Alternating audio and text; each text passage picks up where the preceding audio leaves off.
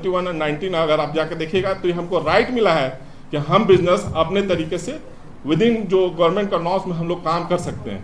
ये नहीं कि हाँ आपको जीएसटी भी चाहिए और जीएसटी के साथ साथ आप हमको काम भी नहीं करना चाहिए। इससे क्या होगा, हमारा ऑलमोस्ट 90% हम समझते हैं कि कोचिंग बंद होना ही तय है, या फिर यहाँ से हम लोग को हट करके बाहर चले जाना है, दूसरे स्टेट में जाना पड़ेगा। इससे अल्टीमेट घाटा किसको है? यहाँ के बच्चों को, यहाँ के गरीब जनता को, यहाँ के गवर्नमेंट को, रेवेन्यू को।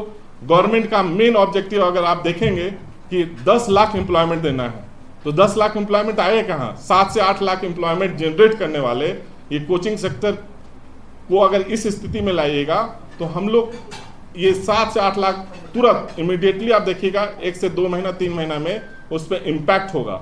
साथ साथ एक मात्र सेक्टर ऐसा है जो इतना बड़ा रोजगार देता है विथ रेवेन्यू, आपको रेवेन्यू के साथ देता है।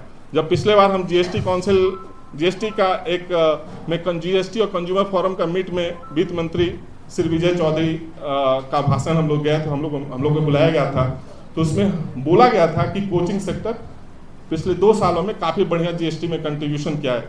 अभी आप देखे होंगे कि पहली बार जीएसटी का जो टारगेट है बिहार ओवर अचीव किया, मतलब 100% से भी ज़्यादा अचीव किया, उसमें हम लोग का कंट्रीब्यूशन रहा है। और भी लोग ज़्यादा से ज़्यादा जुड़े, ऐसा व्यवस्था करना चाहिए है कि इस तरीके का अगर निर्णय लेते हैं तो उसका इम्पैक्ट पूरा इकोनॉमिक सिस्टम पे, सोशल सिस्टम पे, आप पे आना है, गवर्नमेंट पे आना है। इनका जो मेन मांग है जो हम समझते हैं वो ये है कि सरकारी बच्चा 9 से 4 के बीच में ना पढ़े और सरकारी टीचर भी उस समय हम लोग के साथ में ना रहे। तो हम लोग विद परमिशंस ऑफ ऑल हम लोग ने ये डिसाइड किया, अगर गवर्नमेंट चाहे तो हम लोग से अंडरटेकिंग ले कि हम ऐसे बच्चों को 9 बजे से पहले पढ़ाएंगे और 4 बजे के बाद पढ़ाएंगे।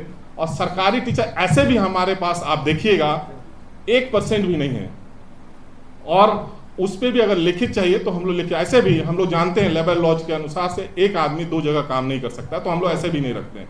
तो सरकारी टीचर तो बिल्कुल नहीं है हमारे सिस्टम में, और अगर होगा भी 1-2 तो एफिडेविट का जो सिस्टम है उसमें हम लोग उसको ध्यान देने की करेंगे और हम लोग ना करेंगे। एक जो सबसे बड़ा ये हम लोग देने के लिए रेडी हैं, हम लोग गवर्नमेंट के साथ मिल के काम करने के लिए रेडी हैं। ये बहुत अच्छा बात है कि गवर्नमेंट क्वालिटी एजुकेशन पे ध्यान दिया है।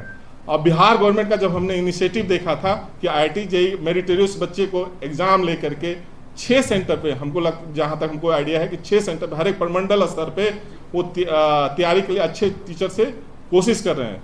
इससे क्या होगा कि जो पहले रिजल्ट नहीं हो पाता था अब रिजल्ट अच्छा होगा, क्वालिटी एजुकेशन लड़के हम लोग को मिलेंगे, तो हम लोग और से बेहतर रिजल्ट देंगे।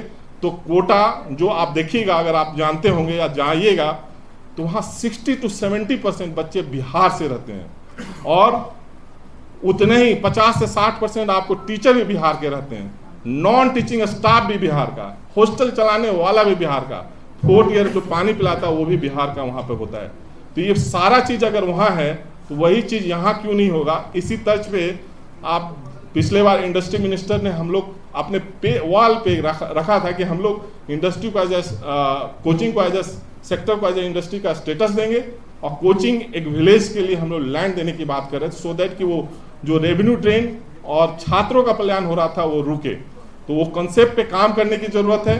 और सबसे मोस्ट इम्पॉर्टेंट वो ये है कि जो आंध्र प्रदेश अगर चाहे, जैसे आंध्र प्रदेश और तेलंगाना कोचिंग सेक्टर से मिल करके बहुत अच्छा काम कर रहा है। आप पिछले देखिएगा कि आंध्र प्रदेश, हैदराबाद या आंध्र प्रदेश से पिछले 10 सालों में IIT और नीट और UPSC में काफ़ी बढ़िया रिजल्ट आया था। जहाँ पर पहले बिहार और यूपी का दबदबा होता था, आज वो बहुत अच्छा कर रहे हैं। इसके पीछे एक है कि वो सरकार वहाँ के कोचिंग के साथ मिल करके काम कर रहा है, that is a China model, Chaitanya और नैराना के साथ मिलकर काम कर रहा है। सेम कॉन्सेप्ट पे अगर गवर्नमेंट चाहे उस क्वालिटी इंप्रूव करना चाहता है, पूरा कोचिंग हम लोग मिलकर के वो मॉडल वो सपोर्ट देने के तैयार हैं, सो दैट कि यहीं का यहीं सारा चीज़ क्वालिटी भी मेंटेन हो, रेवेन्यू भी मेंटेन हो, छात्रों का प्लान में भी हो, सब चीज़ यहीं रहे। Thank you.